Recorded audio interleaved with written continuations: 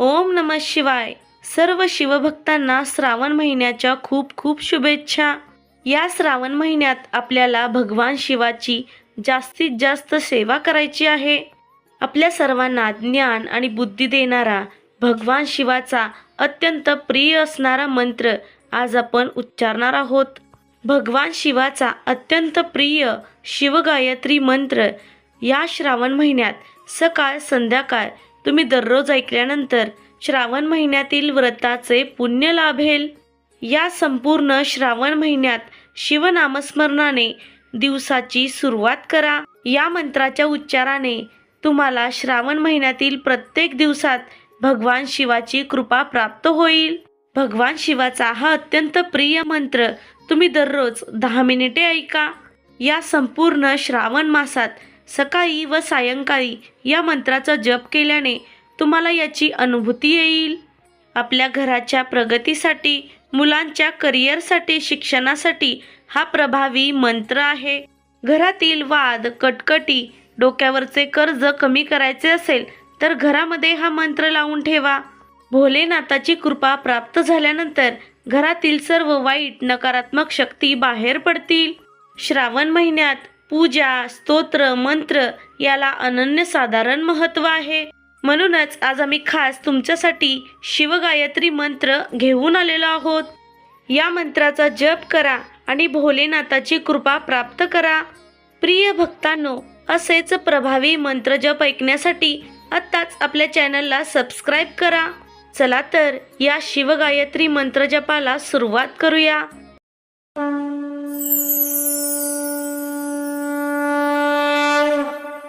ओम तत्पुरुषाय विद्महे महादेवाय धीमहि तन्नो रुद्र प्रचोदयात्. ओम तत्पुरुषाय विद्महे महादेवाय धीमहि तन्नो रुद्र प्रचोदयात्. ओम तत्पुरुषाय विद्महे महादेवाय धीमहि तन्नो रुद्र प्रचोदयात्. ओम तत्पुरुषाय विद्महे महादेवाय धीमहि तन्नो रुद्र प्रचोदयात्. ओम तत्पुरुषाय विद्महे महादेवाय धीमहि तन्नो रुद्र प्रचोदयात्. ओम तत्पुरुषाय विद्महे महादेवाय धीमहि तन्नो रुद्र प्रचोदयात्. ओम तत्पुरुषाय विद्महे महादेवाय धीमहि तन्नो रुद्र प्रचोदयात्. ओम तत्पुरुषाय विद्महे महादेवाय धीमहि तन्नो रुद्र प्रचोदयात्. ओम तत्पुरुषाय विद्महे महादेवाय धीमहि तन्नो रुद्र प्रचोदयात्. ओम तत्पुरुषाय विद्महे महादेवाय धीमहि तन्नो रुद्र प्रचोदयात्. ओम तत्पुरुषाय विद्महे महादेवाय धीमहि तन्नो रुद्र प्रचोदयात्. ओम तत्पुरुषाय विद्महे महादेवाय धीमहि तन्नो रुद्र प्रचोदयात्. ओम तत्पुरुषाय विद्महे महादेवाय धीमहि तन्नो रुद्र प्रचोदयात्. ओम तत्पुरुषाय विद्महे महादेवाय धीमहि तन्नो रुद्र प्रचोदयात्. ओम तत्पुरुषाय विद्महे महादेवाय धीमहि तन्नो रुद्र प्रचोदयात्.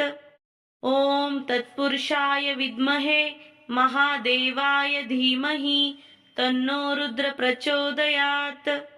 ओम तत्पुरुषाय विद्महे महादेवाय धीमहि तन्नो रुद्र प्रचोदयात्. ओम तत्पुरुषाय विद्महे महादेवाय धीमहि तन्नो रुद्र प्रचोदयात्. ओम तत्पुरुषाय विद्महे महादेवाय धीमहि तन्नो रुद्र प्रचोदयात्. ओम तत्पुरुषाय विद्महे महादेवाय धीमहि तन्नो रुद्र प्रचोदयात्. ओम तत्पुरुषाय विद्महे महादेवाय धीमहि तन्नो रुद्र प्रचोदयात्. ॐ तत्पुरुषाय विद्महे महादेवाय धीमहि तन्नो रुद्र प्रचोदयात्। ॐ तत्पुरुषाय विद्महे महादेवाय धीमहि तन्नो रुद्र प्रचोदयात्। ॐ तत्पुरुषाय विद्महे महादेवाय धीमहि तन्नो रुद्र प्रचोदयात्। ॐ तत्पुरुषाय विद्महे महादेवाय धीमहि तन्नो रुद्र प्रचोदयात्। ॐ तत्पुरुषाय विद्महे महादेवाय धीमहि तन्नो रुद्र प्रचोदयात्। ॐ तत्पुरुषाय विद्महे महादेवाय धीमहि तन्नो रुद्र प्रचोदयात्। ॐ तत्पुरुषाय विद्महे महादेवाय धीमहि तन्नो रुद्र प्रचोदयात्। ॐ तत्पुरुषाय विद्महे महादेवाय धीमहि तन्नो रुद्र प्रचोदयात्। ॐ तत्पुरुषाय विद्महे महादेवाय धीमहि तन्नो रुद्र प्रचोदयात्। ॐ तत्पुरुषाय विद्महे महादेवाय धीमहि तन्नो रुद्र प्रचोदयात्। ॐ तत्पुरुषाय विद्महे महादेवाय धीमहि तन्नो रुद्र प्रचोदयात्। ॐ तत्पुरुषाय विद्महे महादेवाय धीमहि तन्नो रुद्र प्रचोदयात्। ॐ तत्पुरुषाय विद्महे महादेवाय धीमहि तन्नो रुद्र प्रचोदयात्। ॐ तत्पुरुषाय विद्महे महादेवाय धीमहि तन्नो रुद्र प्रचोदयात्। ॐ तत्पुरुषाय विद्महे महादेवाय धीमहि तन्नो रुद्र प्रचोदयात्। ॐ तत्पुरुषाय विद्महे महादेवाय धीमहि तन्नो रुद्र प्रचोदयात्। ॐ तत्पुरुषाय विद्महे महादेवाय धीमहि तन्नो रुद्र प्रचोदयात्। ॐ तत्पुरुषाय विद्महे महादेवाय धीमहि तन्नो रुद्र प्रचोदयात्। ॐ तत्पुरुषाय विद्महे महादेवाय धीमहि तन्नो रुद्र प्रचोदयात्। ॐ तत्पुरुषाय विद्महे महादेवाय धीमहि तन्नो रुद्र प्रचोदयात्। ॐ तत्पुरुषाय विद्महे महादेवाय धीमहि तन्नो रुद्र प्रचोदयात्। ॐ तत्पुरुषाय विद्महे महादेवाय धीमहि तन्नो रुद्र प्रचोदयात्। ॐ तत्पुरुषाय विद्महे महादेवाय धीमहि तन्नो रुद्र प्रचोदयात्। ॐ तत्पुरुषाय विद्महे महादेवाय धीमहि तन्नो रुद्र प्रचोदयात्। ॐ तत्पुरुषाय विद्महे महादेवाय धीमहि तन्नो रुद्र प्रचोदयात्। ॐ तत्पुरुषाय विद्महे महादेवाय धीमहि तन्नो रुद्र प्रचोदयात्। ॐ तत्पुरुषाय विद्महे महादेवाय धीमहि तन्नो रुद्र प्रचोदयात्। ॐ तत्पुरुषाय विद्महे महादेवाय धीमहि तन्नो रुद्र प्रचोदयात्। ॐ तत्पुरुषाय विद्महे महादेवाय धीमहि तन्नो रुद्र प्रचोदयात्। ॐ तत्पुरुषाय विद्महे महादेवाय धीमहि तन्नो रुद्र प्रचोदयात्। ॐ तत्पुरुषाय विद्महे महादेवाय धीमहि तन्नो रुद्र प्रचोदयात्। ॐ तत्पुरुषाय विद्महे महादेवाय धीमहि तन्नो रुद्र प्रचोदयात्। ॐ तत्पुरुषाय विद्महे महादेवाय धीमहि तन्नो रुद्र प्रचोदयात्। ॐ तत्पुरुषाय विद्महे महादेवाय धीमहि तन्नो रुद्र प्रचोदयात्। ॐ तत्पुरुषाय विद्महे महादेवाय धीमहि तन्नो रुद्र प्रचोदयात्। ॐ तत्पुरुषाय विद्महे महादेवाय धीमहि तन्नो रुद्र प्रचोदयात्। ॐ तत्पुरुषाय विद्महे महादेवाय धीमहि तन्नो रुद्र प्रचोदयात्। ॐ तत्पुरुषाय विद्महे महादेवाय धीमहि तन्नो रुद्र प्रचोदयात्। ॐ तत्पुरुषाय विद्महे महादेवाय धीमहि तन्नो रुद्र प्रचोदयात्। ॐ तत्पुरुषाय विद्महे महादेवाय धीमहि तन्नो रुद्र प्रचोदयात्। ॐ तत्पुरुषाय विद्महे महादेवाय धीमहि तन्नो रुद्र प्रचोदयात्। ॐ तत्पुरुषाय विद्महे महादेवाय धीमहि तन्नो रुद्र प्रचोदयात्। ॐ तत्पुरुषाय विद्महे महादेवाय धीमहि तन्नो रुद्र प्रचोदयात्। ॐ तत्पुरुषाय विद्महे महादेवाय धीमहि तन्नो रुद्र प्रचोदयात्। ॐ तत्पुरुषाय विद्महे महादेवाय धीमहि तन्नो रुद्र प्रचोदयात्। ॐ तत्पुरुषाय विद्महे महादेवाय धीमहि तन्नो रुद्र प्रचोदयात्। ॐ तत्पुरुषाय विद्महे महादेवाय धीमहि तन्नो रुद्र प्रचोदयात्। ॐ तत्पुरुषाय विद्महे महादेवाय धीमहि तन्नो रुद्र प्रचोदयात्।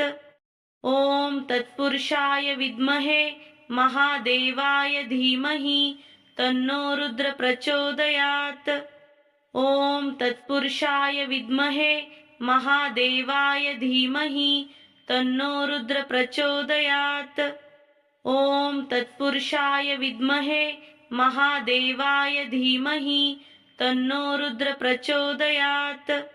ॐ तत्पुरुषाय विद्महे महादेवाय धीमहि तन्नो रुद्र प्रचोदयात्। ॐ तत्पुरुषाय विद्महे महादेवाय धीमहि तन्नो रुद्र प्रचोदयात्। ॐ तत्पुरुषाय विद्महे महादेवाय धीमहि तन्नो रुद्र प्रचोदयात्। ॐ तत्पुरुषाय विद्महे महादेवाय धीमहि तन्नो रुद्र प्रचोदयात्।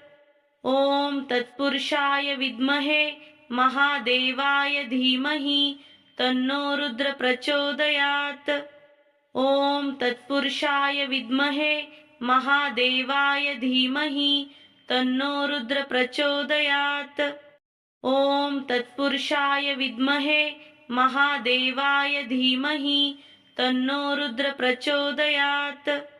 ॐ तत्पुरुषाय विद्महे महादेवाय धीमहि तन्नो रुद्र प्रचोदयात्। ॐ तत्पुरुषाय विद्महे महादेवाय धीमहि तन्नो रुद्र प्रचोदयात्। ॐ तत्पुरुषाय विद्महे महादेवाय धीमहि तन्नो रुद्र प्रचोदयात्। ॐ तत्पुरुषाय विद्महे महादेवाय धीमहि तन्नो रुद्र प्रचोदयात्।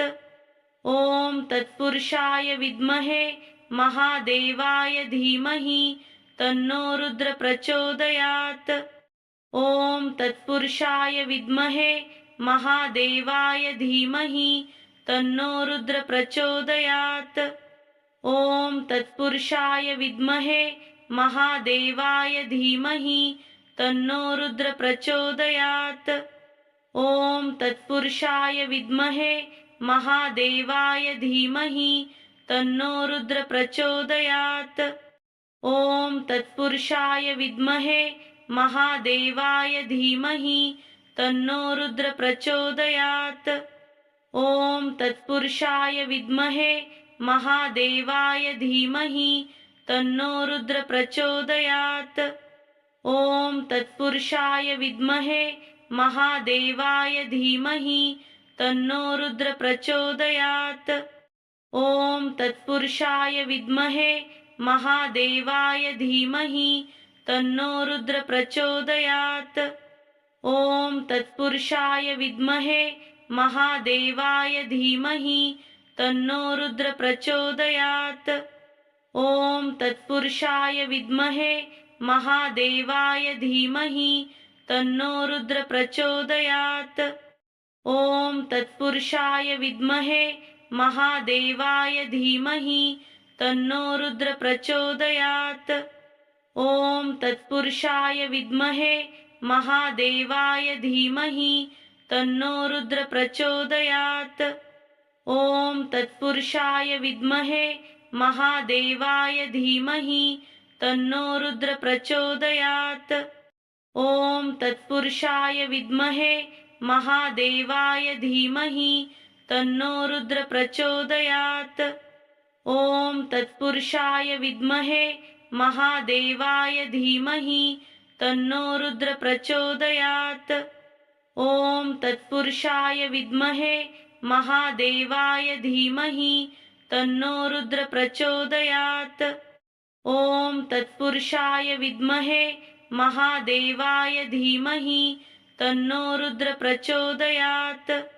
ॐ तत्पुरुषाय विद्महे महादेवाय धीमहि तन्नो रुद्र प्रचोदयात्। ॐ तत्पुरुषाय विद्महे महादेवाय धीमहि तन्नो रुद्र प्रचोदयात्।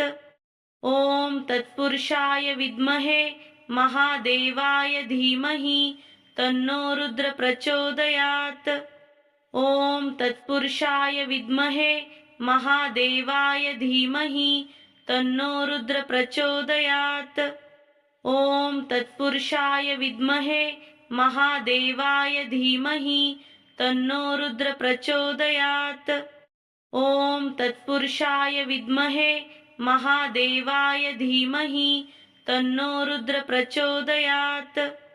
ॐ तत्पुरुषाय विद्महे महादेवाय धीमहि तन्नो रुद्र प्रचोदयात्। ॐ तत्पुरुषाय विद्महे महादेवाय धीमहि तन्नो रुद्र प्रचोदयात्। ॐ तत्पुरुषाय विद्महे महादेवाय धीमहि तन्नो रुद्र प्रचोदयात्। ॐ तत्पुरुषाय विद्महे महादेवाय धीमहि तन्नो रुद्र प्रचोदयात्। ॐ तत्पुरुषाय विद्महे महादेवाय धीमहि तन्नो रुद्र प्रचोदयात्।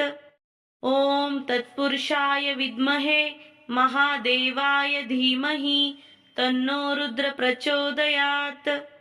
ॐ तत्पुरुषाय विद्महे महादेवाय धीमहि तन्नो रुद्र प्रचोदयात्। ॐ तत्पुरुषाय विद्महे महादेवाय धीमहि तन्नो रुद्र प्रचोदयात्। ॐ तत्पुरुषाय विद्महे महादेवाय धीमहि तन्नो रुद्र प्रचोदयात्। ॐ तत्पुरुषाय विद्महे महादेवाय धीमहि तन्नो रुद्र प्रचोदयात्। ॐ तत्पुरुषाय विद्महे महादेवाय धीमहि तन्नो रुद्र प्रचोदयात्। ॐ तत्पुरुषाय विद्महे महादेवाय धीमहि तन्नो रुद्र प्रचोदयात्। ॐ तत्पुरुषाय विद्महे महादेवाय धीमहि तन्नो रुद्र प्रचोदयात्। ॐ तत्पुरुषाय विद्महे महादेवाय धीमहि तन्नो रुद्र प्रचोदयात्।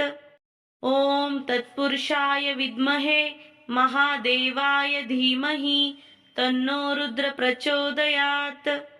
ॐ तत्पुरुषाय विद्महे महादेवाय धीमहि तन्नो रुद्र प्रचोदयात्। ॐ तत्पुरुषाय विद्महे महादेवाय धीमहि तन्नो रुद्र प्रचोदयात्।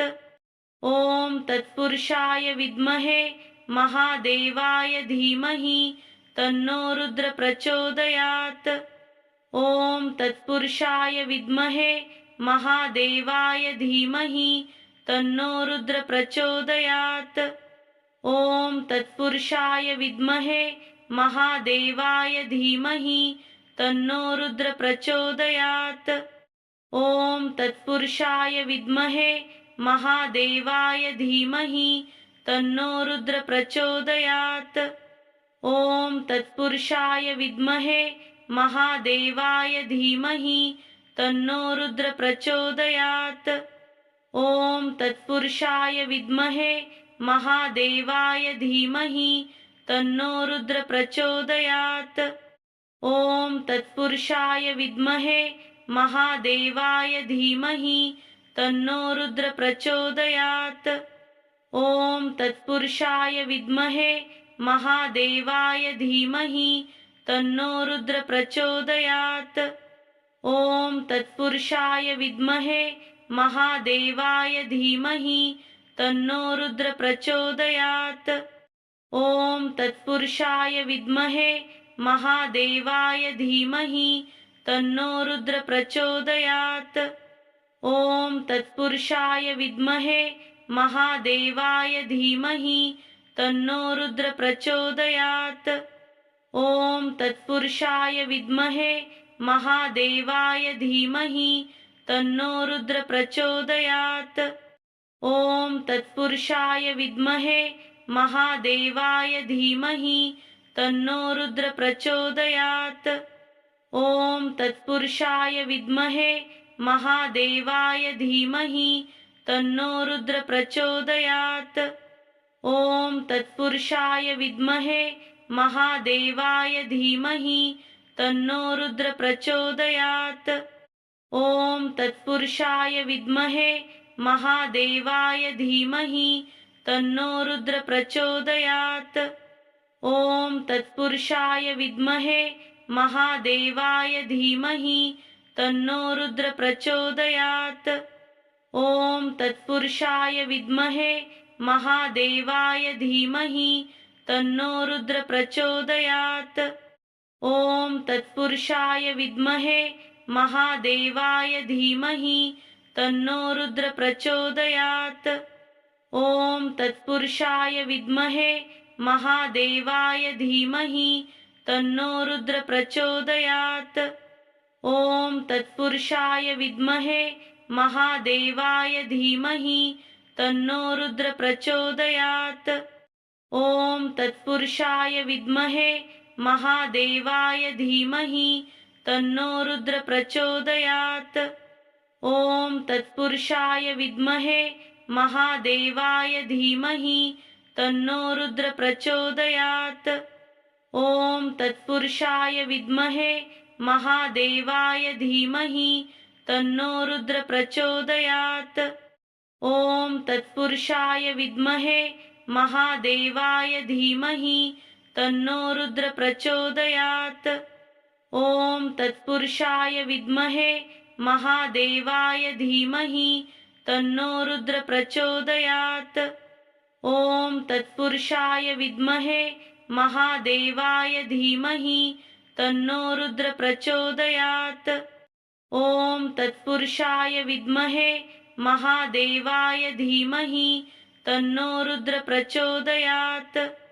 ॐ तत्पुरुषाय विद्महे महादेवाय धीमहि तन्नो रुद्र प्रचोदयात्। ॐ तत्पुरुषाय विद्महे महादेवाय धीमहि तन्नो रुद्र प्रचोदयात्। ॐ तत्पुरुषाय विद्महे महादेवाय धीमहि तन्नो रुद्र प्रचोदयात्। ॐ तत्पुरुषाय विद्महे महादेवाय धीमहि तन्नो रुद्र प्रचोदयात्। ॐ तत्पुरुषाय विद्महे महादेवाय धीमहि तन्नो रुद्र प्रचोदयात्। ॐ तत्पुरुषाय विद्महे महादेवाय धीमहि तन्नो रुद्र प्रचोदयात्। ॐ तत्पुरुषाय विद्महे महादेवाय धीमहि तन्नो रुद्र प्रचोदयात्। ॐ तत्पुरुषाय विद्महे महादेवाय धीमहि तन्नो रुद्र प्रचोदयात्। ॐ तत्पुरुषाय विद्महे महादेवाय धीमहि तन्नो रुद्र प्रचोदयात्। ॐ तत्पुरुषाय विद्महे महादेवाय धीमहि तन्नो रुद्र प्रचोदयात्। ॐ तत्पुरुषाय विद्महे महादेवाय धीमहि तन्नो रुद्र प्रचोदयात्। ॐ तत्पुरुषाय विद्महे महादेवाय धीमहि तन्नो रुद्र प्रचोदयात्। ॐ तत्पुरुषाय विद्महे महादेवाय धीमहि तन्नो रुद्र प्रचोदयात्। ॐ तत्पुरुषाय विद्महे महादेवाय धीमहि तन्नो रुद्र प्रचोदयात्। ॐ तत्पुरुषाय विद्महे महादेवाय धीमहि तन्नो रुद्र प्रचोदयात्। ॐ तत्पुरुषाय विद्महे महादेवाय धीमहि तन्नो रुद्र प्रचोदयात्। ॐ तत्पुरुषाय विद्महे महादेवाय धीमहि तन्नो रुद्र प्रचोदयात्। ॐ तत्पुरुषाय विद्महे महादेवाय धीमहि तन्नो रुद्र प्रचोदयात्। ॐ तत्पुरुषाय विद्महे महादेवाय धीमहि तन्नो रुद्र प्रचोदयात्। ॐ तत्पुरुषाय विद्महे महादेवाय धीमहि तन्नो रुद्र प्रचोदयात्। ॐ तत्पुरुषाय विद्महे महादेवाय धीमहि तन्नो रुद्र प्रचोदयात्। ॐ तत्पुरुषाय विद्महे महादेवाय धीमहि तन्नो रुद्र प्रचोदयात्। ॐ तत्पुरुषाय विद्महे महादेवाय धीमहि तन्नो रुद्र प्रचोदयात्। ॐ तत्पुरुषाय विद्महे महादेवाय धीमहि तन्नो रुद्र प्रचोदयात्। ॐ तत्पुरुषाय विद्महे महादेवाय धीमहि तन्नो रुद्र प्रचोदयात्। ॐ तत्पुरुषाय विद्महे महादेवाय धीमहि तन्नो रुद्र प्रचोदयात्। ॐ तत्पुरुषाय विद्महे महादेवाय धीमहि तन्नो रुद्र प्रचोदयात्। ॐ तत्पुरुषाय विद्महे महादेवाय धीमहि तन्नो रुद्र प्रचोदयात्। ॐ तत्पुरुषाय विद्महे महादेवाय धीमहि तन्नो रुद्र प्रचोदयात्। ॐ तत्पुरुषाय विद्महे महादेवाय धीमहि तन्नो रुद्र प्रचोदयात्। ॐ तत्पुरुषाय विद्महे महादेवाय धीमहि तन्नो रुद्र प्रचोदयात्। ॐ तत्पुरुषाय विद्महे महादेवाय धीमहि तन्नो रुद्र प्रचोदयात्। ॐ तत्पुरुषाय विद्महे महादेवाय धीमहि तन्नो रुद्र प्रचोदयात्। ॐ तत्पुरुषाय विद्महे महादेवाय धीमहि तन्नो रुद्र प्रचोदयात्। ॐ तत्पुरुषाय विद्महे महादेवाय धीमहि तन्नो रुद्र प्रचोदयात्। ॐ तत्पुरुषाय विद्महे महादेवाय धीमहि तन्नो रुद्र प्रचोदयात्। ॐ तत्पुरुषाय विद्महे महादेवाय धीमहि तन्नो रुद्र प्रचोदयात्। ॐ तत्पुरुषाय विद्महे महादेवाय धीमहि तन्नो रुद्र प्रचोदयात्। ॐ तत्पुरुषाय विद्महे महादेवाय धीमहि तन्नो रुद्र प्रचोदयात्। ॐ तत्पुरुषाय विद्महे महादेवाय धीमहि तन्नो रुद्र प्रचोदयात्। ॐ तत्पुरुषाय विद्महे महादेवाय धीमहि तन्नो रुद्र प्रचोदयात्। ॐ तत्पुरुषाय विद्महे महादेवाय धीमहि तन्नो रुद्र प्रचोदयात्। ॐ तत्पुरुषाय विद्महे महादेवाय धीमहि तन्नो रुद्र प्रचोदयात्। ॐ तत्पुरुषाय विद्महे महादेवाय धीमहि तन्नो रुद्र प्रचोदयात्। ॐ तत्पुरुषाय विद्महे महादेवाय धीमहि तन्नो रुद्र प्रचोदयात्। ॐ तत्पुरुषाय विद्महे महादेवाय धीमहि तन्नो रुद्र प्रचोदयात्। ॐ तत्पुरुषाय विद्महे महादेवाय धीमहि तन्नो रुद्र प्रचोदयात्। ॐ तत्पुरुषाय विद्महे महादेवाय धीमहि तन्नो रुद्र प्रचोदयात्।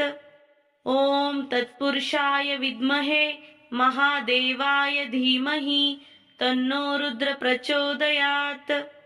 ॐ तत्पुरुषाय विद्महे महादेवाय धीमहि तन्नो रुद्र प्रचोदयात्। ॐ तत्पुरुषाय विद्महे महादेवाय धीमहि तन्नो रुद्र प्रचोदयात्। ॐ तत्पुरुषाय विद्महे महादेवाय धीमहि तन्नो रुद्र प्रचोदयात्। ॐ तत्पुरुषाय विद्महे महादेवाय धीमहि तन्नो रुद्र प्रचोदयात्। ॐ तत्पुरुषाय विद्महे महादेवाय धीमहि तन्नो रुद्र प्रचोदयात्। ॐ तत्पुरुषाय विद्महे महादेवाय धीमहि तन्नो रुद्र प्रचोदयात्। ॐ तत्पुरुषाय विद्महे महादेवाय धीमहि तन्नो रुद्र प्रचोदयात्। ॐ तत्पुरुषाय विद्महे महादेवाय धीमहि तन्नो रुद्र प्रचोदयात्। ॐ तत्पुरुषाय विद्महे महादेवाय धीमहि तन्नो रुद्र प्रचोदयात्। ॐ तत्पुरुषाय विद्महे महादेवाय धीमहि तन्नो रुद्र प्रचोदयात्। ॐ तत्पुरुषाय विद्महे महादेवाय धीमहि तन्नो रुद्र प्रचोदयात्। ॐ तत्पुरुषाय विद्महे महादेवाय धीमहि तन्नो रुद्र प्रचोदयात्। ॐ तत्पुरुषाय विद्महे महादेवाय धीमहि तन्नो रुद्र प्रचोदयात्। ॐ तत्पुरुषाय विद्महे महादेवाय धीमहि तन्नो रुद्र प्रचोदयात्। ॐ तत्पुरुषाय विद्महे महादेवाय धीमहि तन्नो रुद्र प्रचोदयात्। ॐ तत्पुरुषाय विद्महे महादेवाय धीमहि तन्नो रुद्र प्रचोदयात्। ॐ तत्पुरुषाय विद्महे महादेवाय धीमहि तन्नो रुद्र प्रचोदयात्। ॐ तत्पुरुषाय विद्महे महादेवाय धीमहि तन्नो रुद्र प्रचोदयात्। ॐ तत्पुरुषाय विद्महे महादेवाय धीमहि तन्नो रुद्र प्रचोदयात्। ॐ तत्पुरुषाय विद्महे महादेवाय धीमहि तन्नो रुद्र प्रचोदयात्। ॐ तत्पुरुषाय विद्महे महादेवाय धीमहि तन्नो रुद्र प्रचोदयात्। ॐ तत्पुरुषाय विद्महे महादेवाय धीमहि तन्नो रुद्र प्रचोदयात्। ॐ तत्पुरुषाय विद्महे महादेवाय धीमहि तन्नो रुद्र प्रचोदयात्। ॐ तत्पुरुषाय विद्महे महादेवाय धीमहि तन्नो रुद्र प्रचोदयात्। ॐ तत्पुरुषाय विद्महे महादेवाय धीमहि तन्नो रुद्र प्रचोदयात्। ॐ तत्पुरुषाय विद्महे महादेवाय धीमहि तन्नो रुद्र प्रचोदयात्। ॐ तत्पुरुषाय विद्महे महादेवाय धीमहि तन्नो रुद्र प्रचोदयात्। ॐ तत्पुरुषाय विद्महे महादेवाय धीमहि तन्नो रुद्र प्रचोदयात्। ॐ तत्पुरुषाय विद्महे महादेवाय धीमहि तन्नो रुद्र प्रचोदयात्। ॐ तत्पुरुषाय विद्महे महादेवाय धीमहि तन्नो रुद्र प्रचोदयात्। ॐ तत्पुरुषाय विद्महे महादेवाय धीमहि तन्नो रुद्र प्रचोदयात्। ॐ तत्पुरुषाय विद्महे महादेवाय धीमहि तन्नो रुद्र प्रचोदयात्। ॐ तत्पुरुषाय विद्महे महादेवाय धीमहि तन्नो रुद्र प्रचोदयात्। ॐ तत्पुरुषाय विद्महे महादेवाय धीमहि तन्नो रुद्र प्रचोदयात्। ॐ तत्पुरुषाय विद्महे महादेवाय धीमहि तन्नो रुद्र प्रचोदयात्। ॐ तत्पुरुषाय विद्महे महादेवाय धीमहि तन्नो रुद्र प्रचोदयात्। ॐ तत्पुरुषाय विद्महे महादेवाय धीमहि तन्नो रुद्र प्रचोदयात्। ॐ तत्पुरुषाय विद्महे महादेवाय धीमहि तन्नो रुद्र प्रचोदयात्। ॐ तत्पुरुषाय विद्महे महादेवाय धीमहि तन्नो रुद्र प्रचोदयात्। ॐ तत्पुरुषाय विद्महे महादेवाय धीमहि तन्नो रुद्र प्रचोदयात्। ॐ तत्पुरुषाय विद्महे महादेवाय धीमहि तन्नो रुद्र प्रचोदयात्। ॐ तत्पुरुषाय विद्महे महादेवाय धीमहि तन्नो रुद्र प्रचोदयात्।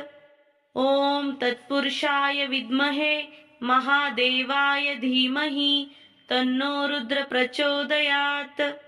ॐ तत्पुरुषाय विद्महे महादेवाय धीमहि तन्नो रुद्र प्रचोदयात्। ॐ तत्पुरुषाय विद्महे महादेवाय धीमहि तन्नो रुद्र प्रचोदयात्। ॐ तत्पुरुषाय विद्महे महादेवाय धीमहि तन्नो रुद्र प्रचोदयात्। ॐ तत्पुरुषाय विद्महे महादेवाय धीमहि तन्नो रुद्र प्रचोदयात्। ॐ तत्पुरुषाय विद्महे महादेवाय धीमहि तन्नो रुद्र प्रचोदयात्। ॐ तत्पुरुषाय विद्महे महादेवाय धीमहि तन्नो रुद्र प्रचोदयात्। ॐ तत्पुरुषाय विद्महे महादेवाय धीमहि तन्नो रुद्र प्रचोदयात्। ॐ तत्पुरुषाय विद्महे महादेवाय धीमहि तन्नो रुद्र प्रचोदयात्। ॐ तत्पुरुषाय विद्महे महादेवाय धीमहि तन्नो रुद्र प्रचोदयात्। ॐ तत्पुरुषाय विद्महे महादेवाय धीमहि तन्नो रुद्र प्रचोदयात्। ॐ तत्पुरुषाय विद्महे महादेवाय धीमहि तन्नो रुद्र प्रचोदयात्। ॐ तत्पुरुषाय विद्महे महादेवाय धीमहि तन्नो रुद्र प्रचोदयात्। ॐ तत्पुरुषाय विद्महे महादेवाय धीमहि तन्नो रुद्र प्रचोदयात्। ॐ तत्पुरुषाय विद्महे महादेवाय धीमहि तन्नो रुद्र प्रचोदयात्। ॐ तत्पुरुषाय विद्महे महादेवाय धीमहि तन्नो रुद्र प्रचोदयात्। ॐ तत्पुरुषाय विद्महे महादेवाय धीमहि तन्नो रुद्र प्रचोदयात्। ॐ तत्पुरुषाय विद्महे महादेवाय धीमहि तन्नो रुद्र प्रचोदयात्। ॐ तत्पुरुषाय विद्महे महादेवाय धीमहि तन्नो रुद्र प्रचोदयात्।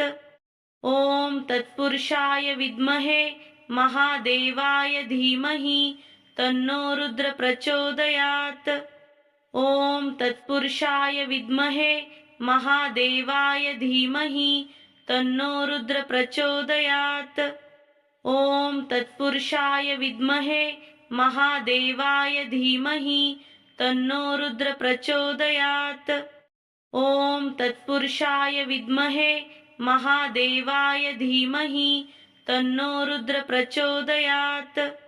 ॐ तत्पुरुषाय विद्महे महादेवाय धीमहि तन्नो रुद्र प्रचोदयात्। ॐ तत्पुरुषाय विद्महे महादेवाय धीमहि तन्नो रुद्र प्रचोदयात्। ॐ तत्पुरुषाय विद्महे महादेवाय धीमहि तन्नो रुद्र प्रचोदयात्। ॐ तत्पुरुषाय विद्महे महादेवाय धीमहि तन्नो रुद्र प्रचोदयात्। ॐ तत्पुरुषाय विद्महे महादेवाय धीमहि तन्नो रुद्र प्रचोदयात्।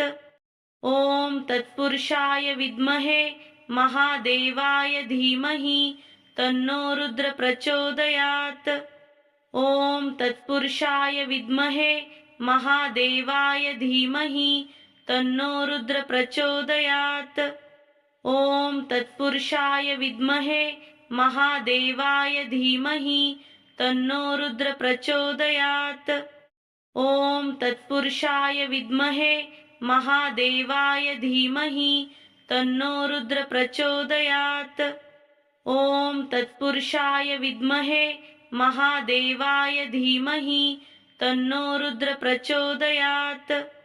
ॐ तत्पुरुषाय विद्महे महादेवाय धीमहि तन्नो रुद्र प्रचोदयात्। ॐ तत्पुरुषाय विद्महे महादेवाय धीमहि तन्नो रुद्र प्रचोदयात्। ॐ तत्पुरुषाय विद्महे महादेवाय धीमहि तन्नो रुद्र प्रचोदयात्। ॐ तत्पुरुषाय विद्महे महादेवाय धीमहि तन्नो रुद्र प्रचोदयात्। ॐ तत्पुरुषाय विद्महे महादेवाय धीमहि तन्नो रुद्र प्रचोदयात्। ॐ तत्पुरुषाय विद्महे महादेवाय धीमहि तन्नो रुद्र प्रचोदयात्। ॐ तत्पुरुषाय विद्महे महादेवाय धीमहि तन्नो रुद्र प्रचोदयात्। ॐ तत्पुरुषाय विद्महे महादेवाय धीमहि तन्नो रुद्र प्रचोदयात्। ॐ तत्पुरुषाय विद्महे महादेवाय धीमहि तन्नो रुद्र प्रचोदयात्। ॐ तत्पुरुषाय विद्महे महादेवाय धीमहि तन्नो रुद्र प्रचोदयात्। ॐ तत्पुरुषाय विद्महे महादेवाय धीमहि तन्नो रुद्र प्रचोदयात्। ॐ तत्पुरुषाय विद्महे महादेवाय धीमहि तन्नो रुद्र प्रचोदयात्। ॐ तत्पुरुषाय विद्महे महादेवाय धीमहि तन्नो रुद्र प्रचोदयात्। ॐ तत्पुरुषाय विद्महे महादेवाय धीमहि तन्नो रुद्र प्रचोदयात्। ॐ तत्पुरुषाय विद्महे महादेवाय धीमहि तन्नो रुद्र प्रचोदयात्। ॐ तत्पुरुषाय विद्महे महादेवाय धीमहि तन्नो रुद्र प्रचोदयात्। ॐ तत्पुरुषाय विद्महे महादेवाय धीमहि तन्नो रुद्र प्रचोदयात्। ॐ तत्पुरुषाय विद्महे महादेवाय धीमहि तन्नो रुद्र प्रचोदयात्। ॐ तत्पुरुषाय विद्महे महादेवाय धीमहि तन्नो रुद्र प्रचोदयात्। ॐ तत्पुरुषाय विद्महे महादेवाय धीमहि तन्नो रुद्र प्रचोदयात्।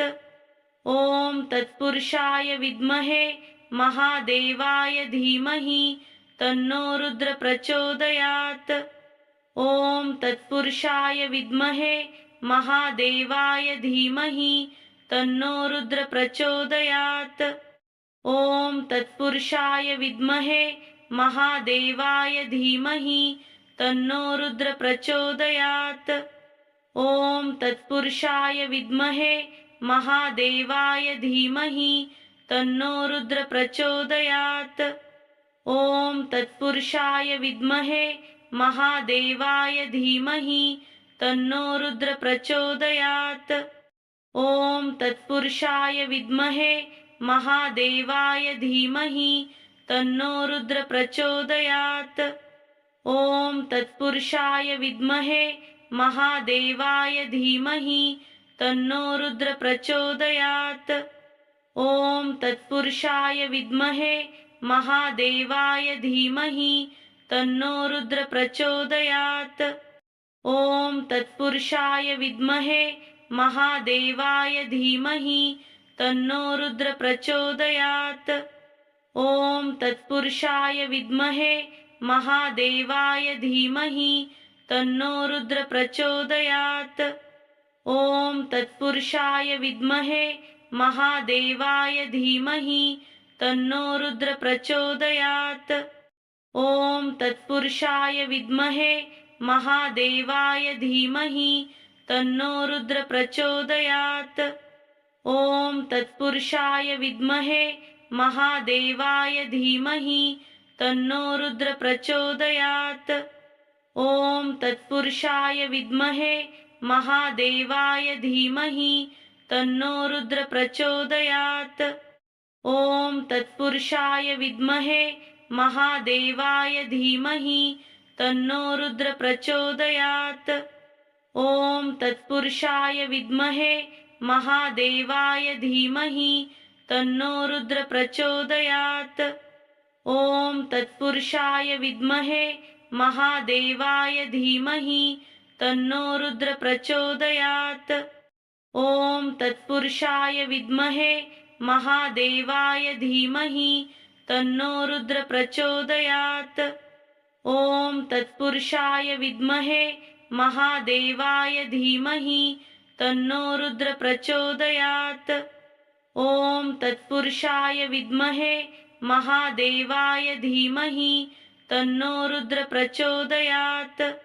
ॐ तत्पुरुषाय विद्महे महादेवाय धीमहि तन्नो रुद्र प्रचोदयात्।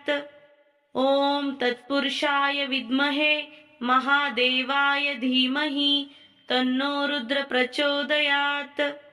ॐ तत्पुरुषाय विद्महे महादेवाय धीमहि तन्नो रुद्र प्रचोदयात्। ॐ तत्पुरुषाय विद्महे महादेवाय धीमहि तन्नो रुद्र प्रचोदयात्। ॐ तत्पुरुषाय विद्महे महादेवाय धीमहि तन्नो रुद्र प्रचोदयात्। ॐ तत्पुरुषाय विद्महे महादेवाय धीमहि तन्नो रुद्र प्रचोदयात्। ॐ तत्पुरुषाय विद्महे महादेवाय धीमहि तन्नो रुद्र प्रचोदयात्। ॐ तत्पुरुषाय विद्महे महादेवाय धीमहि तन्नो रुद्र प्रचोदयात्। ॐ तत्पुरुषाय विद्महे महादेवाय धीमहि तन्नो रुद्र प्रचोदयात्। ॐ तत्पुरुषाय विद्महे महादेवाय धीमहि तन्नो रुद्र प्रचोदयात्। ॐ तत्पुरुषाय विद्महे महादेवाय धीमहि तन्नो रुद्र प्रचोदयात्। ॐ तत्पुरुषाय विद्महे महादेवाय धीमहि तन्नो रुद्र प्रचोदयात्। ॐ तत्पुरुषाय विद्महे महादेवाय धीमहि तन्नो रुद्र प्रचोदयात्। ॐ तत्पुरुषाय विद्महे महादेवाय धीमहि तन्नो रुद्र प्रचोदयात्। ॐ तत्पुरुषाय विद्महे महादेवाय धीमहि तन्नो रुद्र प्रचोदयात्। ॐ तत्पुरुषाय विद्महे महादेवाय धीमहि तन्नो रुद्र प्रचोदयात्। ॐ तत्पुरुषाय विद्महे महादेवाय धीमहि तन्नो रुद्र प्रचोदयात्। ॐ तत्पुरुषाय विद्महे महादेवाय धीमहि तन्नो रुद्र प्रचोदयात्। ॐ तत्पुरुषाय विद्महे महादेवाय धीमहि तन्नो रुद्र प्रचोदयात्। ॐ तत्पुरुषाय विद्महे महादेवाय धीमहि तन्नो रुद्र प्रचोदयात्। ॐ तत्पुरुषाय विद्महे महादेवाय धीमहि तन्नो रुद्र प्रचोदयात्। ॐ तत्पुरुषाय विद्महे महादेवाय धीमहि तन्नो रुद्र प्रचोदयात्। ॐ तत्पुरुषाय विद्महे महादेवाय धीमहि तन्नो रुद्र प्रचोदयात्। ॐ तत्पुरुषाय विद्महे महादेवाय धीमहि तन्नो रुद्र प्रचोदयात्। ॐ तत्पुरुषाय विद्महे महादेवाय धीमहि तन्नो रुद्र प्रचोदयात्। ॐ तत्पुरुषाय विद्महे महादेवाय धीमहि तन्नो रुद्र प्रचोदयात्। ॐ तत्पुरुषाय विद्महे महादेवाय धीमहि तन्नो रुद्र प्रचोदयात्। ॐ तत्पुरुषाय विद्महे महादेवाय धीमहि तन्नो रुद्र प्रचोदयात्। ॐ तत्पुरुषाय विद्महे महादेवाय धीमहि तन्नो रुद्र प्रचोदयात्। ॐ तत्पुरुषाय विद्महे महादेवाय धीमहि तन्नो रुद्र प्रचोदयात्। ॐ तत्पुरुषाय विद्महे महादेवाय धीमहि तन्नो रुद्र प्रचोदयात्। ॐ तत्पुरुषाय विद्महे महादेवाय धीमहि तन्नो रुद्र प्रचोदयात्। ॐ तत्पुरुषाय विद्महे महादेवाय धीमहि तन्नो रुद्र प्रचोदयात्। ॐ तत्पुरुषाय विद्महे महादेवाय धीमहि तन्नो रुद्र प्रचोदयात्। ॐ तत्पुरुषाय विद्महे महादेवाय धीमहि तन्नो रुद्र प्रचोदयात्। ॐ तत्पुरुषाय विद्महे महादेवाय धीमहि तन्नो रुद्र प्रचोदयात्। ॐ तत्पुरुषाय विद्महे महादेवाय धीमहि तन्नो रुद्र प्रचोदयात्। ॐ तत्पुरुषाय विद्महे महादेवाय धीमहि तन्नो रुद्र प्रचोदयात्। ॐ तत्पुरुषाय विद्महे महादेवाय धीमहि तन्नो रुद्र प्रचोदयात्। ॐ तत्पुरुषाय विद्महे महादेवाय धीमहि तन्नो रुद्र प्रचोदयात्। ॐ तत्पुरुषाय विद्महे महादेवाय धीमहि तन्नो रुद्र प्रचोदयात्। ॐ तत्पुरुषाय विद्महे महादेवाय धीमहि तन्नो रुद्र प्रचोदयात्। ॐ तत्पुरुषाय विद्महे महादेवाय धीमहि तन्नो रुद्र प्रचोदयात्। ॐ तत्पुरुषाय विद्महे महादेवाय धीमहि तन्नो रुद्र प्रचोदयात्। ॐ तत्पुरुषाय विद्महे महादेवाय धीमहि तन्नो रुद्र प्रचोदयात्। ॐ तत्पुरुषाय विद्महे महादेवाय धीमहि तन्नो रुद्र प्रचोदयात्। ॐ तत्पुरुषाय विद्महे महादेवाय धीमहि तन्नो रुद्र प्रचोदयात्। ॐ तत्पुरुषाय विद्महे महादेवाय धीमहि तन्नो रुद्र प्रचोदयात्। ॐ तत्पुरुषाय विद्महे महादेवाय धीमहि तन्नो रुद्र प्रचोदयात्। ॐ तत्पुरुषाय विद्महे महादेवाय धीमहि तन्नो रुद्र प्रचोदयात्। ॐ तत्पुरुषाय विद्महे महादेवाय धीमहि तन्नो रुद्र प्रचोदयात्।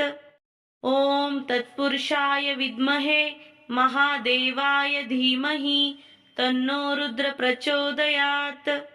ॐ तत्पुरुषाय विद्महे महादेवाय धीमहि तन्नो रुद्र प्रचोदयात्। ॐ तत्पुरुषाय विद्महे महादेवाय धीमहि तन्नो रुद्र प्रचोदयात्। ॐ तत्पुरुषाय विद्महे महादेवाय धीमहि तन्नो रुद्र प्रचोदयात्। ॐ तत्पुरुषाय विद्महे महादेवाय धीमहि तन्नो रुद्र प्रचोदयात्। ॐ तत्पुरुषाय विद्महे महादेवाय धीमहि तन्नो रुद्र प्रचोदयात्। ॐ तत्पुरुषाय विद्महे महादेवाय धीमहि तन्नो रुद्र प्रचोदयात्। ॐ तत्पुरुषाय विद्महे महादेवाय धीमहि तन्नो रुद्र प्रचोदयात्। ॐ तत्पुरुषाय विद्महे महादेवाय धीमहि तन्नो रुद्र प्रचोदयात्। ॐ तत्पुरुषाय विद्महे महादेवाय धीमहि तन्नो रुद्र प्रचोदयात्। ॐ तत्पुरुषाय विद्महे महादेवाय धीमहि तन्नो रुद्र प्रचोदयात्। ॐ तत्पुरुषाय विद्महे महादेवाय धीमहि तन्नो रुद्र प्रचोदयात्। ॐ तत्पुरुषाय विद्महे महादेवाय धीमहि तन्नो रुद्र प्रचोदयात्। ॐ तत्पुरुषाय विद्महे महादेवाय धीमहि तन्नो रुद्र प्रचोदयात्। ॐ तत्पुरुषाय विद्महे महादेवाय धीमहि तन्नो रुद्र प्रचोदयात्। ॐ तत्पुरुषाय विद्महे महादेवाय धीमहि तन्नो रुद्र प्रचोदयात्। ॐ तत्पुरुषाय विद्महे महादेवाय धीमहि तन्नो रुद्र प्रचोदयात्। ॐ तत्पुरुषाय विद्महे महादेवाय धीमहि तन्नो रुद्र प्रचोदयात्। ॐ तत्पुरुषाय विद्महे महादेवाय धीमहि तन्नो रुद्र प्रचोदयात्। ॐ तत्पुरुषाय विद्महे महादेवाय धीमहि तन्नो रुद्र प्रचोदयात्। ॐ तत्पुरुषाय विद्महे महादेवाय धीमहि तन्नो रुद्र प्रचोदयात्। ॐ तत्पुरुषाय विद्महे महादेवाय धीमहि तन्नो रुद्र प्रचोदयात्। ॐ तत्पुरुषाय विद्महे महादेवाय धीमहि तन्नो रुद्र प्रचोदयात्। ॐ तत्पुरुषाय विद्महे महादेवाय धीमहि तन्नो रुद्र प्रचोदयात्। ॐ तत्पुरुषाय विद्महे महादेवाय धीमहि तन्नो रुद्र प्रचोदयात्। ॐ तत्पुरुषाय विद्महे महादेवाय धीमहि तन्नो रुद्र प्रचोदयात्। ॐ तत्पुरुषाय विद्महे महादेवाय धीमहि तन्नो रुद्र प्रचोदयात्। ॐ तत्पुरुषाय विद्महे महादेवाय धीमहि तन्नो रुद्र प्रचोदयात्। ॐ तत्पुरुषाय विद्महे महादेवाय धीमहि तन्नो रुद्र प्रचोदयात्। ॐ तत्पुरुषाय विद्महे महादेवाय धीमहि तन्नो रुद्र प्रचोदयात्। ॐ तत्पुरुषाय विद्महे महादेवाय धीमहि तन्नो रुद्र प्रचोदयात्। ॐ तत्पुरुषाय विद्महे महादेवाय धीमहि तन्नो रुद्र प्रचोदयात्। ॐ तत्पुरुषाय विद्महे महादेवाय धीमहि तन्नो रुद्र प्रचोदयात्। ॐ तत्पुरुषाय विद्महे महादेवाय धीमहि तन्नो रुद्र प्रचोदयात्। ॐ तत्पुरुषाय विद्महे महादेवाय धीमहि तन्नो रुद्र प्रचोदयात्। ॐ तत्पुरुषाय विद्महे महादेवाय धीमहि तन्नो रुद्र प्रचोदयात्। ॐ तत्पुरुषाय विद्महे महादेवाय धीमहि तन्नो रुद्र प्रचोदयात्। ॐ तत्पुरुषाय विद्महे महादेवाय धीमहि तन्नो रुद्र प्रचोदयात्। ॐ तत्पुरुषाय विद्महे महादेवाय धीमहि तन्नो रुद्र प्रचोदयात्।